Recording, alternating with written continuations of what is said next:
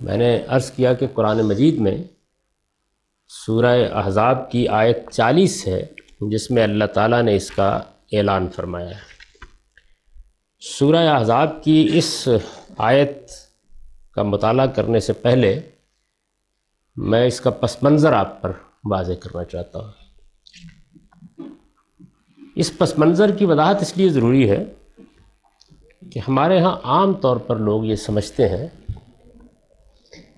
کہ یہ مسئلہ دور جدید مرزا غلام احمد صاحب قادیانی نے پیدا کیا، ورنہ امت مسلمہ میں یہ کوئی مسئلہ نہیں تھا، اور انہوں نے اپنی نبوت کا جیسا کچھ بھی اس کی تعبیرات کی جاتی ہیں اعلان کر دیا، اور اس سے ایک نئی تفریق امت میں پیدا ہوئی۔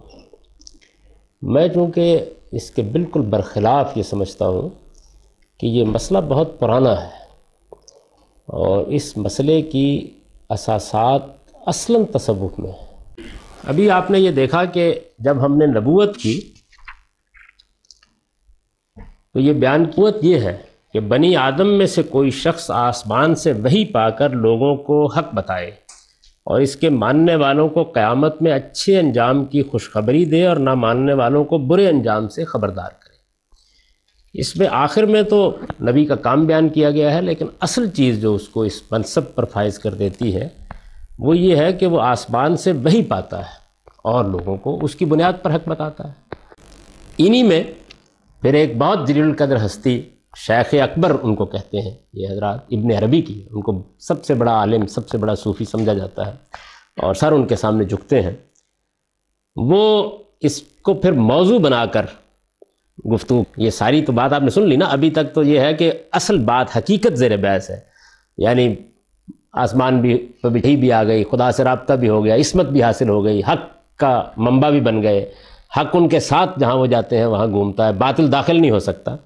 اب وہ انہوں نے موضوع بنایا ہے کہ یہ کیا مسئلہ ہے، پھر نبوت ختم ہو گئی، اس کو موضوع بنایا نا انہوں نے۔ اور یہ دیکھیے یہ جو ابن عربی ہیں، یہ ظاہر ہے کہ کوئی آج کے آدمی نہیں ہے کہ آپ مرزا غلام احمد قادیانی صاحب کو متون کریں، فرماتے ہیں، اور یہ ان کی کتاب ہے فتوحات، بڑی کتابوں میں سے فتوحات مکیہ، اور اس میں انہوں نے بیان کیا فَإِنَّ النَّبُوَّةَ الَّتِي انْقَطَعَتْ بِوُجُودِ رسول اللہ صلی اللہ علیہ وسلم انما ہے نبوت التشریع لا مقامها۔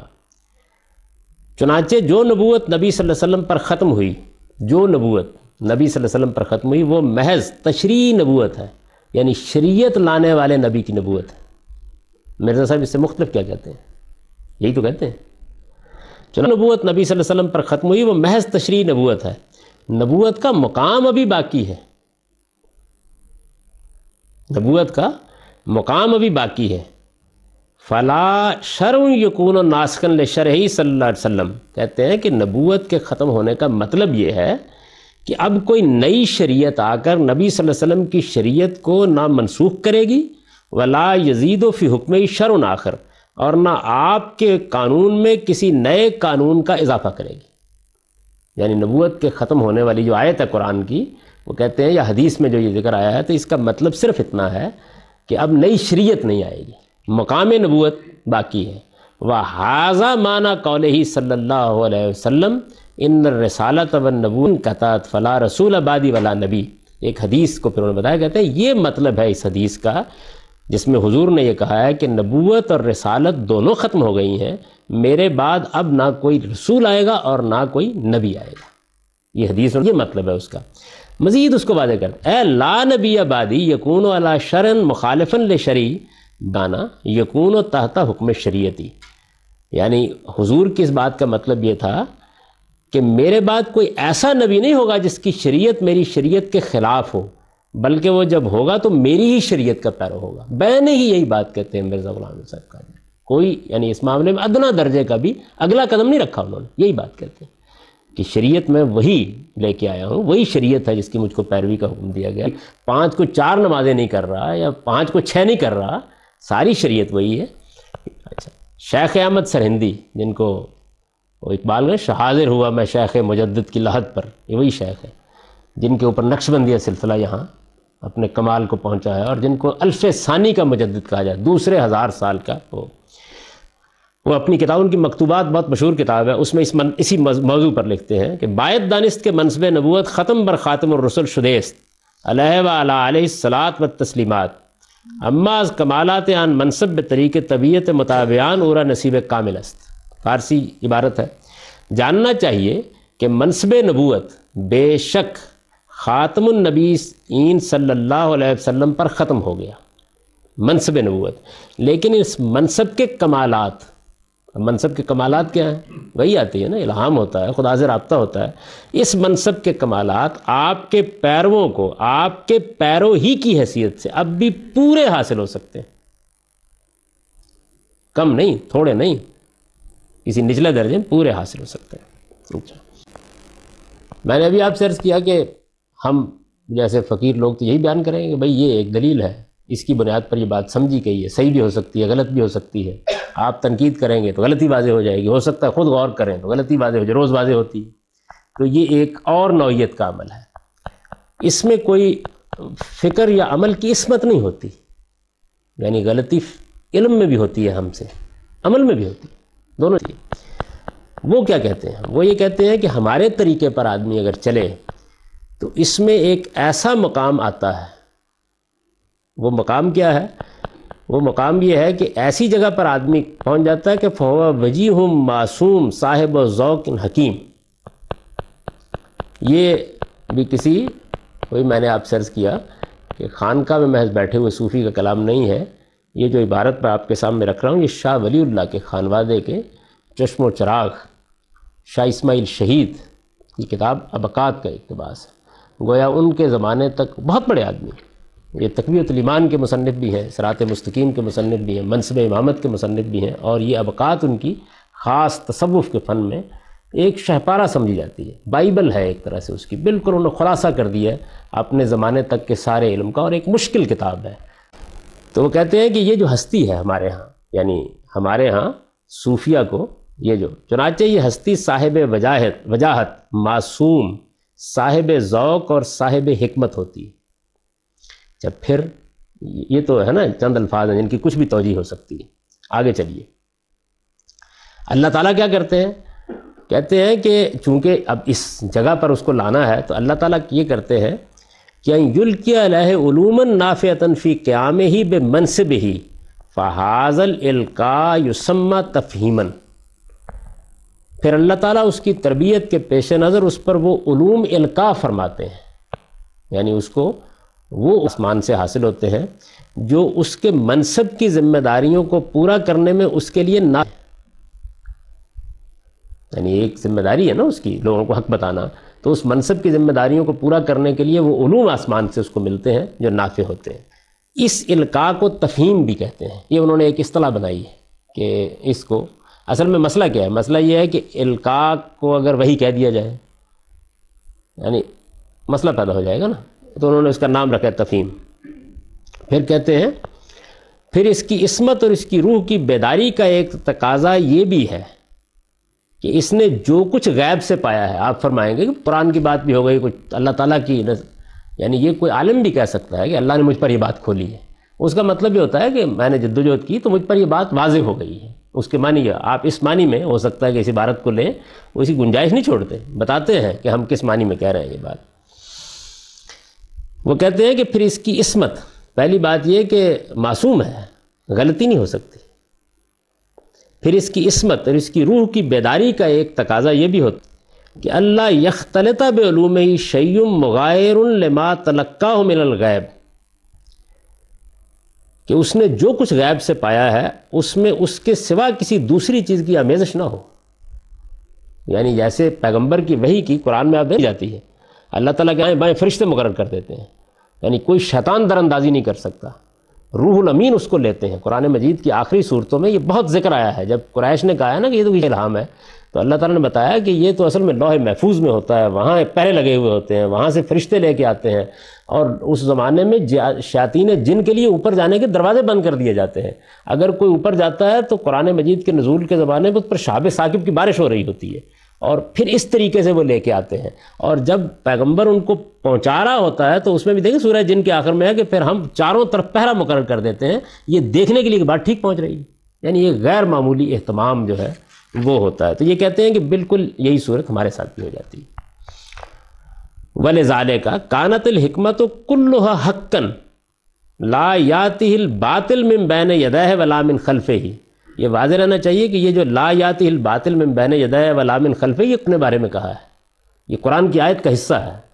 وہ کہتے ہیں کہ یہ غیب سے جو کچھ ہم نے پایا ہوتا ہے اس میں کسی چیز کی دوسری چیز کی آمیزش نہ ہو، یہی وجہ ہے کہ اس کی حکمت، یعنی ہمارا وہ جو بزرگ ہے، صوفی ہے، جو اس مقام پر پہنچ جاتا ہے تو اس کی حکمت تمام تر حق ہوتی ہے، جس میں نہ باطل آگے سے کوئی راہ پا سکتا نہ پیچھے سے۔ یہ قرآن نے اپنے بارے میں کہا ہے کہ یہ خدا کی کتاب ہے، اس میں کوئی شیطان نہ آگے سے گھس سکتا نہ پیچھے سے، یعنی یہ بالکل اپنی جگہ پر اسی کو نقل کر دیا۔ اچھا، اب یعنی تفہیم ہے، یہ القاء ہے، یہ الفاظ استعمال ہو رہے ہیں۔ اب وہ کہتے ہیں کہ کیوں نیچے کیوں رہا جائے؟ تو کہتے ہیں کہ یہ تفہیم حکمت کی سب سے اعلیٰ قسم ہے، من اعلیٰ اقسامہا۔ تو کہتے ہیں کیا حرج ہے اگر یہ کہا جائے کہ ان یسمى بالوحی الباطن، ہم اس باطن کیوں نہ کہہ دیں؟ یعنی اب دیکھیے نا کہ وہ وحی کے ساتھ ایک صفت لگا دی انہوں نے تاکہ آدمی زیادہ متوحش نہ ہو، تو نوبت یہاں تک پہنچ گئی، لیکن ابھی نہیں، ابھی آپ دیکھیے مزید آگے کیا صورتحال ہے۔ اچھا، اب یہ مسئلہ پیدا ہو جاتا ہے کہ بھائی ایک طرف محمد الرسول اللہ صلی اللہ علیہ وسلم، ان کا پیش کردہ قرآن، ان کے ارشادات ہیں نا موجود، تو جب یہ شخص جس کا یہ ذکر کر رہے ہیں جو ان کے نزدیک اس مرتبے پر پہنچ، یعنی حکیم صاحب وجاہت، اس جگہ پر پہنچ گیا، جب پہنچ گیا ہے تو پھر اس کے بعد ٹھیک ہے وہ یہ کہے کہ بھئی یہ حق مجھ کو ملا ہے اور اپنے حق کو اپنے بلبوتے پر پیش کرے۔ یعنی محمد الرسول اللہ صلی اللہ علیہ وسلم کے ساتھ مسئلے کی پھر کیا نوعیت؟ ان کو بھی وہی مل گئی آسمان سے، حق مل گیا، انہوں نے پہنچا دیا، آپ کو مل گیا، آپ نے پہنچا دیا، ان سے تعلق کی پھر کیا نوعیت ہے؟ تو وہ اس کو واضح کرتے ہیں کہ معاملہ تو چونکہ یکساں ہو گیا ہے، تو کیا ہے؟ کہتے ہیں کہ یہ جو حکیم اس کا نام رکھا ہے انہوں نے، یعنی اس منصب کا نام، فالحکیم لوجاہت ہی و عصمت انہ باسطن لحضیرت القدس شانہ شان الملائے الاعلیٰ یتلقى العلوم من حیث یتلقون لا یقلد احدا فی علومہ اللہم الا ان یسمى موافقتہ لصاحب الشرع تقلیدا لکونہ مامورا من الغیب بموافقتہ و تائیدہ۔ بس اس ہستی کا معاملہ، یعنی یہ جو حکیم ہے، اس ہستی کا معاملہ اس کی وجاہت اور عصمت کی بنا پر، اور اس بنا پر کہ عالم قدس کی تجلیات اسی سے دنیا میں پھیلتی ہیں جب وہ ہوتا ہے دنیا میں، بالکل وہی ہوتا ہے جو آسمان کے فرشتوں کا ہے۔ یعنی آپ نبی کے پاس بھی فرشتہ آتا ہے، بالکل وہی ہوتا ہے جو آسمان کے فرشتوں کا ہے۔ یہ اپنے علوم، یعنی یہ جو ہمارے کہتے ہیں کہ متصوفین ہیں جو حکمت حکیم کے مقام پر پہنچ جاتے ہیں، یہ اپنے علوم وہیں سے حاصل کرتے ہیں جہاں سے وہ حاصل کرتے ہیں۔ وہ سے مراد فرشتے جیسے ملائے اعلیٰ سے پاتے ہیں، یہ بھی وہیں سے پاتے ہیں، اور اس معاملے میں یہ کسی کے مقلد نہیں ہوتے، یعنی یہ پیغمبر کے مقلد نہیں ہوتے، کسی اور کے بھی نہیں ہوتے۔ اچھا ہاں، البتہ صاحبیت نبی کی تائید و موافقت کے لیے، یعنی صاحب شریعت نبی ہے نا رسول اللہ صلی اللہ علیہ وسلم، تو اب یہ بھی حکیم کے منصب پر فائز ہو گئے، ان کو بھی انہوں نے وہیں سے پا لیا جہاں سے فرشتے پاتے ہیں، تو اب صاحب شریعت نبی کی تائید و موافقت کے لیے یہ پابند ہوتے ہیں۔ کیوں؟ اس لیے نہیں کہ قرآن میں یہ بات بیان کی گئی، اس لیے نہیں کہ یہ پیغمبر کے منصب کا تقاضا ہے، اس لیے کیونکہ یہ غیب سے حکم دیا جاتا ہے کہ کرو، یعنی وہ بھی وہیں سے حکم دیا جاتا ہے کہ اپنے زمانے کے نبی کی تائید اور موافقت کرنا۔ اس وجہ سے کوئی شخص اگر اس تائید اور موافقت کو اس نبی کی تقلید کہنا چاہے تو کہہ سکتا ہے، یعنی یہ جو کہتے ہیں محتاج نہیں ہوتے، وہ پا وہیں سے لیتے ہیں۔ اگر کوئی کہنا چاہے یہ کہ وہ نبی کی تقلید کرتے تو وہ بھی اس لیے نہیں کرتے جس لیے آپ کرتے ہیں یا میں کرتا ہوں، اس لیے کرتے ہیں کہ اوپر غیب سے کہا جاتا ہے کہ نظم قائم رکھنے کے لیے یہ تقلید تائید ہوتی رہنی چاہیے، یعنی اس کے اندر کھڑے ہو کر بات کرو۔ آپ دیکھیں گے مرزا غلام احمد صاحب قادیانی جو بروزی نبی، ذلی نبی، تابع نبی، وہ اصطلاحات استعمال کرتے ہیں نا، تو یہ کیسے آہستہ آہستہ ڈیولپ ہوتی ہے ہمارے ہاں، تو یہ کرتے ہیں۔ اچھا، اب یہ سوال پیدا ہوتا ہے کہ اس طرح کی ہستی جو آ گئی دنیا میں، شاہ ولی اللہ آ گئے مثال کے طور پر، موجود ہے تو پھر کیا کیا جائے؟ یعنی مطلب یہ ہے کہ اگر وہ مثلاً کہیں کہ قرآن کی اس آیت کا مطلب کیا ہے، یہ ہے، یعنی ایسے ہی بیٹھ کے درس و تدریس کی ذمہ داری انجام دے رہے ہوں یا کوئی کتاب لکھ رہے ہوں، یہ کہیں گے یہ مدعا ہے دین کا، تو آپ کیا کہیں گے؟ یعنی کہہ سکتے ہیں ان کو کہ آپ کی بات غلط ہو سکتی ہے؟ نہیں، کیا عام حالات میں تو کہتے ہیں نا، وہ کہتے ہیں وَإِنَّ الْحَقَّ يَدُورُ مَعَهُ حَيْثُ دَارَ، اور حق جہاں یہ ہستی گھومتی ہے اس کے ساتھ ہی گھومتا رہتا ہے. یعنی اگر وہ یہ موقف اختیار کرے گی تو وہی حق ہوگا، اور اس موقف کے ساتھ یہ موقف اختیار کرے گی تو وہی حق ہوگا، حق وہ ہوگا. کیوں؟ وَذَلِكَ لِعِصْمَتِهِ، یعنی یہ کہتے ہیں یہ اس وجہ سے ہوگا کہ یہ ہستی جو ہوتی ہے اس سے غلطی کا صدور نہیں ہو سکتا. اچھا، وَإِلْتِحَاقِ مَلَائِكَ الْأَعْلَىٰ، اور اوپر سے رابطہ ہوتا ہے اس کا، تو غلطی تو نہیں ہو سکتی نا پھر اس کا. اگر رابطہ میرا اور آپ کا بھی ہو جائے تو کوئی امکان نہیں، تحقیق کریں گے، پوچھ لیں گے کہ جی کیا معاملہ ہے. اچھا، کہتے ہیں کہ فَلَيْسَ الْحَقُّ إِلَّا مَا سَطَعَ مِنْ صَدْرِهِ، چنانچہ حق اس کے زمانے میں وہی قرار پاتا ہے جو اس کے سینے سے نمایاں ہوتا ہے. کسر نہیں چھوڑیں گے وہ. فَالْحَقُّ تَابِعٌ لَهُ لَا مَتْبُوعٌ، حق اس کے تابع ہوتا ہے، وہ حق کے تابع نہیں ہوتی. یعنی یہ پیغمبر کا درجہ ہے نا. اگر آپ میں اس جگہ یہ رکھ دوں ساری بات کہ پیغمبر وہ ہستی ہے جو خدا سے الہام پاتی ہے، اس کی بات کو چیلنج نہیں کیا جا سکتا، اس کو عصمت حاصل ہوتی ہے، خدا کرتا ہے، کہہ سکتا ہوں نا. حق وہی ہوتا ہے، جیسے ہم نے اس کتاب کی ابتدا کی یہاں سے کہ دین کی تنہا حجت محمد الرسول اللہ ہے. اب قیامت تک حق وہی ہے جس کو وہ حق قرار دے، یہی مقام ہے نا پیغمبر کا. تو یہ آپ نے سن لیا. اچھا، اب اس کے بعد یہ دیکھیے کہ ظاہر ہے کہ جس طرح نبی کے امتی ہیں، نبی کو ماننے والے ہیں، تو جو شیخ ہوگا یا حکیم یا اس منصب کا جو صوفی ہے، تو اس کے ساتھ بھی تو ارادت رکھنے والے مرید ہوں گے. تو مریدوں کے لیے شیخ کی حیثیت کیا ہے؟ اس کو ایک اور جلیل القدر صوفی ہیں، یہ محمد بن شہاب سہروردی، سہروردیہ سلسلہ کے بانی ہیں. ان کی کتاب عوارف المعارف ہے، اور یہ بغداد میں صوفیہ کے شیخ تھے اپنے زمانے میں. آپ 632 میں ان کی وفات ہوئی ہے، 632 ہجری میں، یعنی قدیم لوگوں میں سے. تو یہ اپنی کتاب عوارف المعارف میں، یہ تصوف کی بڑی کتابوں میں سے لکھتے ہیں کہ فالشیخ للمریدین امین الالہام کما ان جبریل امین الوحی، شیخ اپنے مریدوں کے لیے اسی طرح الہام کا امین ہوتا ہے جس طرح جبریل امین وحی ہے. یہ زیادہ بہتر آدمی ہے، یعنی کوئی زیادہ توضیح کی. اچھا، اب فکما لا یخون جبریل فی الوحی لا یخون الشیخ فی الالہام، پھر جس طرح جبریل وحی میں خیانت نہیں کرتا، جو ملتی ہے اوپر سے تو ٹھیک لا کے دے دیتا ہے نا. جبریل امین وحی میں قرآن نے بیان کیا ہے متعین سما امین، جبریل امین کی یہ صفت بیان کی ہے قرآن نے کہ وہاں ان کو بڑا درجہ حاصل ہے، اور وہ جب وحی لاتے ہیں تو اس میں ادنا درجے کی خیانت نہیں کرتے، پوری کرا دیتے ہیں اس کو. تو یہ کہتے ہیں کہ آپ حیران ہو رہے ہوں گے، رسالت کا منصب بہت ادھر رہ گیا ہے، یعنی بات بہت اوپر چلی گئی ہے. لا یخون جبریل فی الوحی کما فیکون جبریل فی الوحی لا یخون الشیخ فی الالہام، جس طرح جبریل وحی میں کوئی خیانت نہیں کرتے اسی طرح شیخ الہام میں خیانت نہیں کرتے. وکما، ذرا دل تھام کے سنیے، وکما ان رسول اللہ صلی اللہ علیہ وسلم لا ینطق عن الہویٰ، قرآن میں حضور کے بارے میں سورہ نجم میں کہا گیا نا لا ینطق عن الہویٰ، اپنی خواہش نفس سے نہیں بولتے. یہ قرآن وہی ہے، ان ہوا الا وحی یوحیٰ. کہتے ہیں جس طرح نبی صلی اللہ علیہ وسلم اپنے نفس کی خواہش سے کوئی چیز پیش نہیں کرتے، فالشیخ مقتدن برسول اللہ صلی اللہ علیہ وسلم ظاہراً و باطناً، اسی طرح شیخ بھی اب یہ دیکھیں محتاط الفاظ، اسی طرح شیخ بھی باطن و ظاہر میں حضوری کی پیروی کرتا ہے، وہ بھی اپنے نفس کی خواہش سے نہیں بولتا. لا یتکلم بہوی النفس. تو بھئی اب کوئی یعنی کس مقام پر پہنچ گئے ہیں آپ حضرات. یہ اب آپ کہتے ہیں جی کہ رسالت میں آپ صلی اللہ علیہ وسلم کو اللہ تعالیٰ نے یہ اطمینان دلانے کے لیے، یہ پیغمبر نے ظاہر ہے کہ اس جگہ کھڑے ہو کے بات کرنی ہے کہ میں آسمان سے وہی پا کر بول رہا ہوں، تو اللہ تعالیٰ نے ان کو کچھ مشاہدات کروائے، قرآن میں اس کا ذکر آتا ہے، اور ملائے اعلیٰ کو کھولا ان کے اوپر، اور اللہ تعالیٰ نے ان کو وہ رویا دکھائی جس کے ذریعے سے گویا پورے ملکوت کو کا مشاہدہ ان کو کرایا ہے نا، یہ آتا ہے. تو اس کے بارے میں اب قوت القلوب بھی تصوف کتابوں میں سے ہے، بامی تصوف کے بڑے شیوخ میں سے ہیں، اور صاحب قوت القلوب جو ہے وہ یعنی ایک ماخذ کی حیثیت رکھتے ہیں اس علم میں.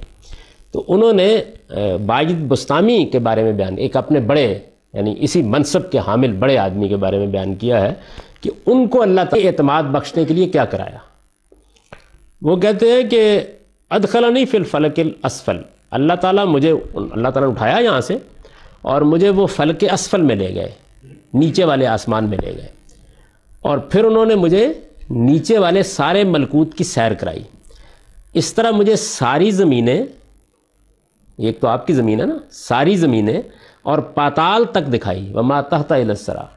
یہ تصور نے جو عید تھی نا، پرانے زمانے کا جو علم تھا زمین کا، کائنات کا، جو بتلی موسی عہد تھی یونانیوں نے، تو اس کے اندر نیچے زمین تو ہوا میں نہیں اٹکی تھی نا، نیچے تو پاتال تھی، ایک نیچے بھی ایک تھا، تو کہتے ہیں وہاں تک دکھایا مجھے۔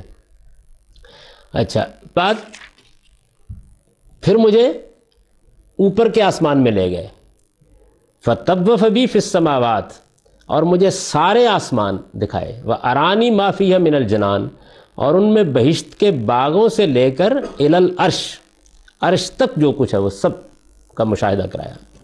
ثم اوقفنی بین یدی، اس کے بعد مجھے اپنے سامنے کھڑا کیا اللہ تعالیٰ نے، فقال لی، اور اس آخری مقام پر کھڑا کر کے کہا کہ مانگو جو کچھ مانگتے ہو، اور مانگو جو کچھ مانگتے ہو کی حد کیا ہے؟ رأیت حتی اہبہ لک، جو کچھ تم نے دیکھا ہے سیر کرانے میں، اس میں سے جو لینا لے لو۔ یعنی خدا کا شکر ہے کہ ہم بچ گئے اس میں نہیں دیا ہوگا اللہ تعالیٰ نے۔ تو یہ جناب، یعنی آپ اب دیکھیے کہ نبوت کیا چیز ہے۔ ابن عربی اسی مقام کی وضاحت کرتے ہوئے فتوحات مکیہ میں کہتے ہیں کہ وَهُم مِّنَ الْعِلْمِ بِحَیث اذا رأى احدهم اسرا بطات شخص علم انها بطات سعید و شقی، ان کے علم کی شان پر پہنچنے کے بعد یہ ہوتی ہے کہ ان میں سے کوئی اگر کسی شخص کا نقش قدم بھی دیکھ لے، غالب نے تو کہی دی، کہہ دیتی ہے شوخی نقش پا کی، ابھی اس راہ سے کوئی گیا ہے، تو وہ تو یہ کوئی گیا ہے، وہ کہتے ہیں کہ آپ گزر جائیں اور آپ کے نقش قدم کو دیکھ لیں۔ وہ ہمارے جو شیخ ہیں تو کیا ہوتا ہے، نقش قدم بھی دیکھ لیں تو نقش قدم کو دیکھ کر اسے معلوم ہو جاتا ہے کہ جہنمی ہے یہ مقام ہے۔ تو یہ مقام ایسا لگتا ہے جیسے یہ اللہ کا کوئی فرینڈ ہے، نبوت سے آگے چلا گیا، خدا کے ساتھ۔ میں وہی تو عرض کر رہا ہوں کہ مسئلہ تو جو ہے نا نبوت سے شروع ہوا تھا، آپ دیکھیں پہنچا ہے۔ اچھا جناب آگے دیکھیے،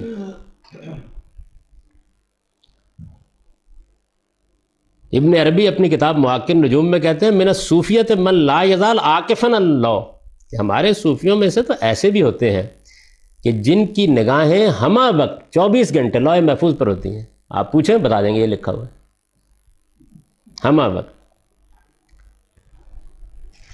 استغفرک ربی واتوب الیہ۔ شاہ ولی اللہ دہلوی جو ہے انہوں نے اپنی کتاب فیوز الحرمین میں اپنے مقامات بیان کیے۔ یہ تو ہے نا بزرگوں کے مقامات دوسرے بیان کر رہے ہیں، انہوں نے اپنے مقامات بیان کیے۔ وہ کہتے ہیں کہ رایتنی فی المنام قائم الزمان، میں نے خواب میں یہ دیکھا کہ مجھے قائم الزمان کے منصب کیا گیا ہے، یعنی یہ ایک نئی اصطلاح انہوں نے اختیار کی، قائم الزمان کا منصب مجھے دیا گیا ہے۔ اب سوال پیدا ہوا کہ قائم الزمان کا مطلب کیا ہے؟ وہ کہتے ہیں آنی بذالک ان اللہ اذا اراد شیئا من نظام الخیر جعلنی کالجارحہ لاتمام مرادہ، اس سے میری مراد یہ ہے کہ جب اللہ نے نظام میں کسی چیز کا ارادہ کریں گے تو اپنے مقصد کو پورا کرنے کے لیے اعلیٰ کار مجھے بنائیں گے۔ یعنی اگر مثال کے طور پر انیس صاحب کو لڑکا دینا ہے تو یہ کام اللہ تعالیٰ براہ راست نہیں کریں گے، شاہ ولی اللہ سے کہیں گے نہیں، میں مطلب میں کو مذاق نہیں کر رہا ہوں، کیا انہوں نے اپنے نظام خیر میں کسی چیز کا، آپ کا مطلب میں انیسہ سے مذاق کر رہا ہوں۔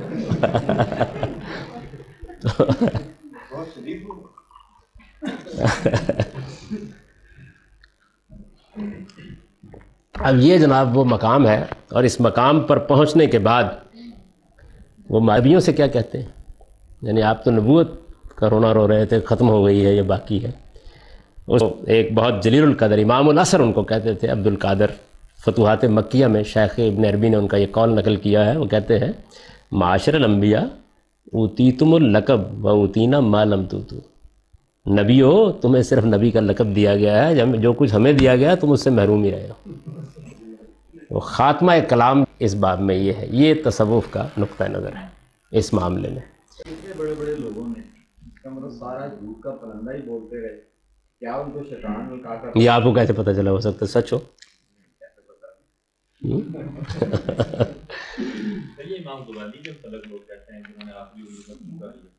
جی کہاں ہے وہ رجوع؟ ان سے کہیے گا دکھائیں. مذہب تو ان کا یقیناً یہی ہوگا. یعنی وہ تو ایسے تو دین کے عالم تھے. شاہ ولی اللہ بھی بخاری رکھ کے کہہ سکتے تھے کہ مذہب میرا یہ. اس سے رجوع کیسے ثابت ہو گیا؟ پھر تو ان کو کہنا چاہیے تھا کہ جو کچھ میں نے من الزلال میں لکھا ہے ایک نئی المنقذ من الزلال لکھ رہا ہوں. یہ کہنا چاہیے تھا نا انہیں. یہ سب تمام باتیں جو آپ نے پڑھی صوفیہ بزرگوں کی، ان کو غلط کہنے کے لیے ہمارے پاس کیا باتیں موجود ہیں؟ قرآن اگر اس کو الگ رکھ دیجیے تو پھر سب ٹھیک.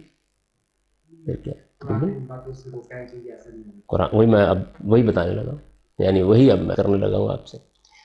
تو یہ جو مقام مرتبہ یہ بیان کیا بالکل یہیں سے مرزا غلام احمد صاحب قادیانی نا وہ بنیادی طور پر صوفی تھے. تصوف سے ان کا اشتغال تھا. اسی طرح کے اوراد وظائف چلے یہی چیزیں جو تھیں ان کے ہاں آپ ابتدائی زندگی ان کی پڑھیں تو وہ اصل میں یہی تھے. اسی میں انہی چیزوں کو وہ بیان بھی کرتے ہیں اپنی کتابوں میں لکھتے بھی ہیں. تو آہستہ آہستہ جس طرح یہاں آپ نے دیکھا ہے نا کہ ذرا الفاظ کے استعمال میں احتیاط برتتے ہیں تو آہستہ آہستہ انہوں نے پھر یہ کہا کہ میں مسیح موعود ہوں. پھر انہوں نے کہا کہ میں گویا میرا مطلب اصطلاحی نبوت نہیں ہے، میں نبی نہیں ہوں. پھر میں بروزی نبی ہوں، میں ذلی نبی ہوں. بروزی کا مطلب یہ ہے کہ بس جیسے نبوت کا مجھ پر ایک سایہ پڑ رہا ہے یا نبوت کا ایک پرتو میرے اندر آ گیا ہے. اس طرح کی بہت سی باتیں انہوں نے فرمائیں. اور پھر آہستہ آہستہ انہوں نے یعنی دبے دبے الفاظ میں ایسی باتیں بھی کہیں کہ جن سے یہ معلوم ہوا گویا وہ نہ کیے گئے ہیں اس زمانے کے. لیکن میں آپ سے عرض کروں کہ خود مرزا غلام احمد صاحب قادیانی کی جو تحریریں ہیں جتنی بھی ہیں ان میں بصراحت نبوت کے دعوے کی کوئی تحریر نہیں. یعنی اسی طرح کی باتیں ہیں. یہ اصل میں اسی وجہ سے جیسے ہی وہ دنیا سے رخصت ہوئے تو خود ان کے یہ باتیں ایسی تھیں. یعنی ان کی آپ براہین احمدیہ جو ہے وہ یہ پڑھی ہوئی ہے ہماری لائبریری میں ساری جلدیں اس کی اور سب ان کی جتنے بھی ہیں روحانی خزائن کے نام سے وہ سب چھپی ہوئی ہیں. ان کو آپ پڑھیں جب تو آپ کو یہ معلوم ہوا کہ ایسی باتیں ہیں. یعنی انہوں نے بہت دلائل دیے اس بات کے کہ نبوت جو ہے وہ اس کا مطلب یہ ہے اور الہام جاری رہنا چاہیے اور وہی جاری رہنا چاہیے. یہ خدا کی نعمت ہے، اس سے محروم کیسے ہو گئے؟ بنی اسرائیل میں تو سب لوگوں کو ہوتا تھا، محمد الرسول اللہ کی امت کر دی گئی. اس طرح کے عقلی دلائل انہوں نے دیے. پھر الہام وہی یعنی خدا سے رابطہ اس کو اسی طرح کی تعبیروں میں بیان کیا انہوں نے تمام صوفیانہ تعبیرات میں زندگی بھر کرتے رہے. اور پھر کسی موقع اوپر نبی کا لفظ استعمال کیا تو انہوں نے کہا کہ میرا مطلب یہ ہے، میرا مطلب جیسے یہ بیان کرتے ہیں میری مراد یہ ہے، میرا مطلب یہ ہے. تو یہ وہ بیان ختم نبوت کو بھی انہوں نے کہا کہ میں اس کا قائل ہوں لیکن میرا مطلب یہ ہے. حضور کی ختم نبوت سے مراد یہ ہے. یعنی یہ وہ اپنے زمانے میں بیان کرتے ہیں. اور میں یہ سمجھتا ہوں کہ یہ تحریریں جتنی واضح ہیں اس کے مقابلے میں ان کی اتنی واضح نہیں ہیں. تو یہی وجہ ہے کہ ان کے دنیا سے رخصت ہونے کے بعد یعنی دو گروہ ہو گئے. اور ان کے جو قدیم ترین صحابہ تھے ان کی اصطلاح کے مطابق انہوں نے تو یہ کہا کہ ایسا نہیں تھا، وہ مجدد تھے. یہ جو لاہوری جماعت ہے وہ اسی تعبیر پر وجود میں آئی. اور مرزا بشیر الدین صاحب محمود جو ان کے فرزند تھے انہوں نے اصل میں اس کو زیادہ صریح کیا اور یہ کہا کہ نہیں یہ ایک باقاعدہ یعنی ورنہ معاملہ ٹھیک ہو جاتا، اتنا ہی رہتا جتنا صوفیوں کا. انہوں نے اس کو پھر اس منتہائے کمال تک پہنچا دیا جہاں پہ توضیح نہ رہی. پھر وہ تو اپنی ہی نبوت کی بات کرتے تھے. بعد میں پھر جب بحثہ بحثی ہوئی، مناظرے ہوئے تو پھر یہ ہوگا کہ نہیں نبوت کا دروازہ چوپٹ کھلا ہوا ہے، کل اور بھی آ جائیں. یعنی معاملہ پھر ذرا مزید آگے بڑھ گیا.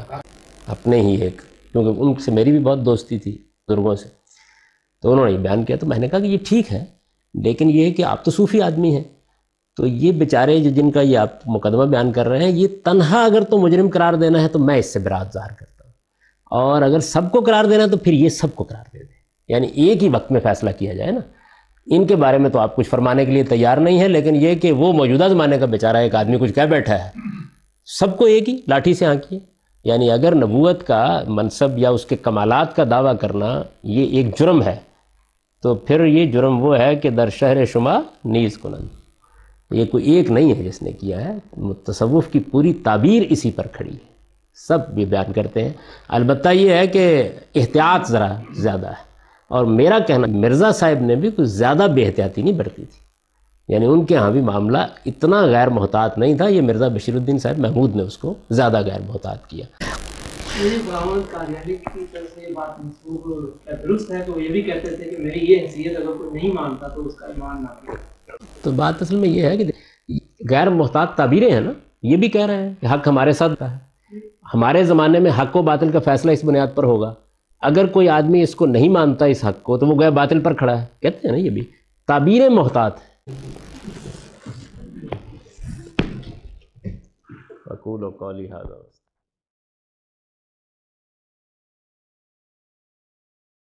صوفیہ کے ہاں ایک طرف تو یہ نبوت یعنی الہام، وحی، اللہ تعالیٰ کے ساتھ مکالمہ، اس کا مسئلہ ہے، ان کے ہاں ایک اور مسئلہ بھی اسی نوعیت سے پیدا ہوتا ہے، اور وہ مسئلہ بالآخر اسی مقام پر پہنچ جاتا ہے۔ وہ کس طریقے سے پہنچتا ہے اس کو تھوڑا سا ذہن میں رکھ لیجئے، اس لیے کہ خود مرزا غلام احمد صاحب قادیانی نے بھی اس دوسرے پہلو سے اپنے دعوے کو مؤکد کیا ہے۔ وہ دوسرا پہلو وحدت الوجود کے فلسفے کا ہے، یعنی ہمارے ہاں اکابر صوفیہ، ان کی ایک بڑی تعداد وحدت الوجود کو دین کی صحیح ترین تعبیر سمجھتی ہے۔ ان کا نقطہ نظر اس معاملے میں یہ ہے کہ وجود حقیقت میں صرف ایک ہی ہے، اور وہ ذات خداوندی کا ہے۔ ذات خداوندی مرتبہ لا تعین میں ہو تو ہم اس کو لاہوت کہتے ہیں، اللہ کے نام سے تعبیر کرتے ہیں، اور جب وہ لا تعین کے مرتبے سے تعینات قبول کرتی ہے تو اس کا آخری مقام وہ ہے جس میں ہم اس وقت کائنات کو دیکھ رہے ہیں۔ یعنی یہ جو سارا سفر ہے، یہ سفر ان کے ہاں تنزلات کہلاتا ہے ان کی اصطلاح میں، اور ان کی بڑی مشہور اصطلاح ہے کہ یہ تنزلات 6 ہیں، تنزلات 6، اور اس کے 7ویں مرتبے پر یہ عالم جو ہمیں اس وقت نظر آتا ہے یہ سامنے آتا ہے۔ یہ میں اس وقت وحدت الوجود کے فلسفے کی پوری تشریح و تعبیر نہیں کر رہا، مختصر طور پر اشارہ کر رہا ہوں کہ اس معاملے میں ان کا نقطہ نظر کیا ہے۔ اس میں بھی بجائے اس کے کہ اپنی طرف سے کوئی بات کہی جائے، خود ایک بڑے شیخ تصوف شیخ احمد سرہندی نے اپنے مکتوبات میں اس کا کم و بیش خلاصہ کر دیا ہے۔ وہ کہتے ہیں کہ مشائخ کے 3 گروہ ہیں، یعنی ظاہر ہے کہ سارے صوفیہ ایک نقطہ نظر کے قائل نہیں ہیں، یہ مکتوبات ہیں ان کے، ان کی بہت مشہور کتاب ہے، اور اس میں اس مرتبے میں وجود حقیقی پر تعین کا اطلاق ہوتا ہے، یعنی اب آ کے اب آپ اس کو تعین سے انگلی اٹھا سکتے ہیں اب اس کی طرف، اس مرتبے میں جب وہ آتی ہے۔ یہ جو مرتبہ ہے علم اجمالی کا، اس میں جب پہلا ہی قدم ذات رکھتی ہے تو اس کو صوفیہ نے ایک اور تعبیر دی ہے، وہ تعبیر ہے حقیقت محمدیہ کی۔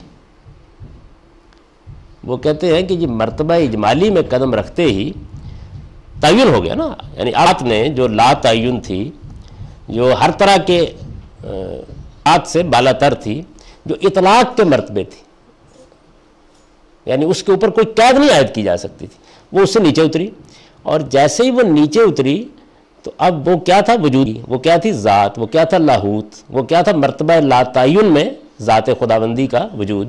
جیسے ہی وہ تنزل میں نیچے آئی تو اس کے اوپر اب تعین کا اطلاق ہوا، اس کو وہ کہتے ہیں علم اجمالی کا مرتبہ ہے، یعنی اب وہ معلوم ہو گئی ہے، علم میں آ گئی ہے، لیکن ہے اجمال میں ابھی، تو یہ وہ مرتبہ ہے جس کا نام انہوں نے محمدیہ رکھا ہے۔ اچھا، اب یہ جو حقیقت محمدیہ کا مرتبہ ہے، وہ یہ کہتے ہیں کہ اس حقیقت محمدیہ کے مرتبے میں، مرتبہ علم اجمالی میں جس ذات کا ظہور ہوا، اس نے پھر اگلے مراتب میں آ کر مختلف پیکر اختیار کرنے شروع کیے۔ یعنی وہ جو مرتبہ ہے، ایک تو یہ نا کہ اس مرتبے کے بہت سے پہلو بکھر گئے، اور ایک یہ کہ وہ اس تعین میں بھی کچھ پیکر قبول کرتی رہی۔ ان میں سے ایک پیکر جو ہے وہ ابو القاسم محمد بن عبداللہ بھی ہیں، یعنی محمد بن عبداللہ انسانوں میں سے پھر کوئی عام انسان نہیں رہتے نا، یعنی وہ مرتبہ اجمالی جو ہے اس نے ایک تعین قبول کیا ہے، اور وہ تعین مختلف صورتوں میں نمودار ہوتا رہا۔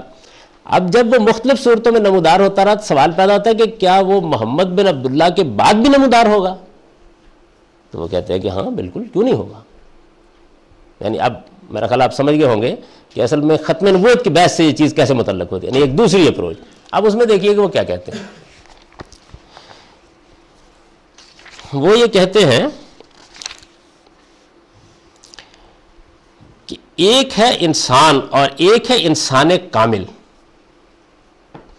یہ اصل میں انسان کامل جو ہے، یعنی ہم سب میں انسان پھیلا ہوا ہے، لیکن انسان کامل جو ہے یہ اصل میں وہی مرتبہ اجمالی ہے ذات کا، اور وہ مختلف ادوار میں ظہور پذیر ہوتا ہے.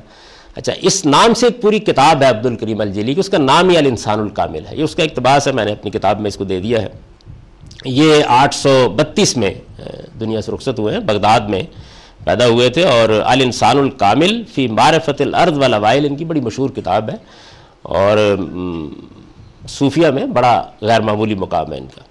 یہ کہتے ہیں کہ ان الانسان الکامل هو القطب الذی تدور علیہ افلاک الوجود. یعنی ظاہر ہے کہ وہ جو تنزل ہوتا ہے تو اس تنزل کا بھی کوئی نقطہ ارتکاز ہونا چاہیے نا، تو وہ انسان کامل ہے.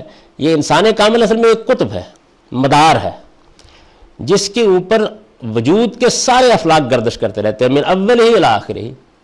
یعنی اسی کے اوپر گویا سارا عالم. اسی سے آپ کی سمجھ میں وہ روایت بھی آ جائے گی، لولاک لما خلقت لکم. اگر حضور کے بارے میں کہا جاتا ہے نا کہ ایک موضوع روایت ہے، لیکن وہ بیان کی جاتی ہے کہ اگر آپ نہ ہوتے تو یہ عالم نہ ہوتا.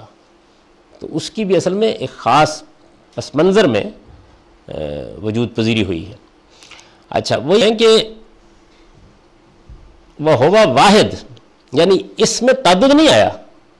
یہ جو ہے نا ارتکاز کا نقطہ، اس میں کوئی تعدد نہیں آیا، یہ ایک ہی ہے. منذ کان الوجود، یعنی جب سے وجود ہے یہ ایک ہی ہے. پھر کہتے ہیں ثم لہ تنوع فی ملابس و یظہر فی کنائس فیسمى بہ بے اعتبار لباس و لا یسمى بہ بے اعتبار لباس آخر. یعنی پھر یہ اس کے بعد کیا کرتا ہے، گونا گو صورتیں اختیار کرتا ہے، لباس پہنتا ہے. یہ جو قطب ہے یا انسان کامل ہے، اور پھر یہ عبادت گاہوں میں بھی ظاہر ہوتا ہے، یہ گونا گو صورتوں میں آتا ہے. اس کی ایک صورت وہ ہے فاسمہ الاصلی الذی لہ محمد، جو ایک صورت ہے اس کی وہ جس میں ہم اس کو محمد کے نام سے پہچانتے ہیں. وہ کنیت ابو القاسم، اور جن کی کنیت ابو القاسم تھی، جانتے ہیں نا آپ رسول اللہ علیہ وسلم کی کنیت یہی ہے. وصفہ عبداللہ، اور جن کا نام ہے، اور لقبہ شمس الدین، یہ انہوں نے بتایا ہے، یعنی ابھی تو نہیں معلوم تھا. اچھا، پھر کہتے ہیں کہ یہ جو شخصیت ہے، ظاہر ہے کہ یہ مختلف لباس پہنتی رہتی ہے، اور وہ لہو فی کل زمان اسم ما یلیق بلباسہ فی ذالک الزمان. ہر زمانے میں اس کا ایک نیا نام رکھا جاتا ہے، وہ اس زمانے کے لحاظ سے موزوں ہوتا ہے. اچھا، اب ان کے شیخ ہیں شرف الدین اسماعیل الجبرتی. وہ یہ کہتے ہیں کہ وہ ہوا فی صورت شیخی شرف الدین اسماعیل الجبرتی، کہ میرے زمانے میں یہ میرے شیخ شرف الدین اسماعیل جبرتی کی صورت میں ظاہر ہوئی. وہی حقیقت محمدیہ، یعنی جس کا نام 571 میں محمد اور جس کی کنیت ابو القاسم تھی، میرے زمانے میں، اپنے زمانے کا ذکر کر رہے ہیں کہ میرے شیخ کی صورت میں ظاہر ہو گئی. اب سنیے، وَكُنْتُ عَالَمْ أَنَّهُ النَّبِي صلی اللہ علیہ وسلم، میں جانتا ہوں کہ وہ نبی صلی اللہ علیہ وسلم ہے. وَكُنْتُ عَالَمْ أَنَّهُ شیخ، میں یہ بھی جانتا ہوں میرے شیخ. یعنی ایک زاویہ یہ ہے اس صورتحال کا، کو بھی ذہن میں رکھ لیجئے. تو ایک پس منظر تو وہ ہوا کہ جس میں ہمارے متصوفین یہ کہتے ہیں کہ الہام کا دروازہ کھلا ہوا ہے، اللہ تعالیٰ کے ساتھ مکالمہ ہو سکتا ہے، اور نبوت کے سب کمالات حاصل ہو جاتے ہیں. اور اس میں میں نے عرض کیا تھا کہ جہاں تک ابن عربی کا تعلق ہے، انہوں نے تو فتوحات میں یہ بات بھی کہہ دی کہ نبوت جو حضور کے وجود سے ختم ہوئی ہے وہ شریعت ختم ہو گئی ہے. باقی جہاں تک نبوت کا تعلق ہے نبی کی حیثیت سے، وہ چیز اب بھی باقی ہے. اس کو انہوں نے بیان کر دیا تھا. چنانچہ ہمارے موجودہ زمانے میں بھی جو تصوف سے متاثر جلیل القدر علماء ہیں، ان میں سے مثال کے طور پر مولانا محمد قاسم نانوتوی جو دیوبند کے بانی ہیں، ان کی بڑی مشہور کتاب ہے تحذیر الناس. اس سارا علم کلام بیان ہوا ہے، اور یہ ساری بحث میں نے آپ کے سامنے اس کا خلاصہ رکھا ہے، یہ بھی آئی ہے، اور ختم نبوت کے مسائل بھی آئے ہیں. یہ ظاہر ہے کہ ایک ایسی تحریر اندر گویا یہ ساری کی ساری چیز سمٹ آئی ہے. اس کی کچھ چیزیں میں آپ کے سامنے پیش کرتا، لیکن وہ زبان ایسی ہے کہ وہ بس ہم جیسے طالب علموں کی سمجھ میں آ سکتی ہے. اس کی بڑی شرح و وضاحت کرنی پڑتی، تاہم اس میں انہوں نے مقدمہ بیان کیا ہے۔ یہ جو سارا پس منظر ہے، اس میں اب مرزا غلام احمد صاحب قادیانی دیکھیے کہ کہاں سے اپنی بات شروع کرتے ہیں۔